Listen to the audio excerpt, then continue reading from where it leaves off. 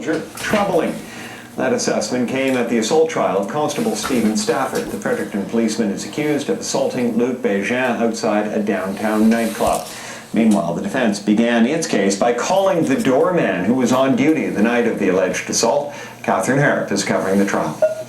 Greg Tubb testified that he was the one who had spotted someone running across a police cruiser a week before the alleged assault, that he contacted the police when he saw Luc Bégin again, and when the officer approached Bégin, things started to escalate. Again, the officer asked him to put his hands behind his back. Mr. Bégin again refused, and two other officers tried to gain control of his arms. Constable Fredericton was the officer who first got out to confront Luc Bégin. He told a similar story about Bégin resisting arrest.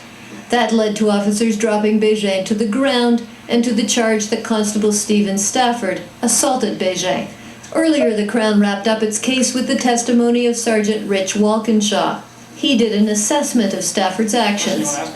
Specifically, 3 knee strikes Stafford delivered to a prone Luc Bégin.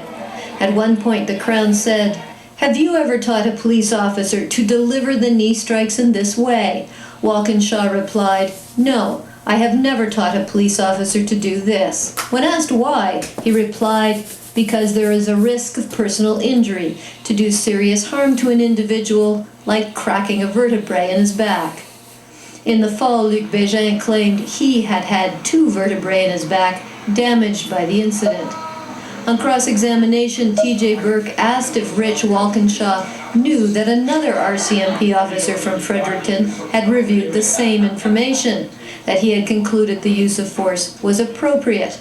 Walkinshaw said he did, but that they agreed to disagree. Rich Walkinshaw testified that what troubled him the most were the 3 knee strikes delivered by Stafford to Bégin, that it seemed like an over-the-top reaction to the resistance, the amount of resistance that Luc Bégin was offering. Catherine Harrop, CBC News, Fredericton. 48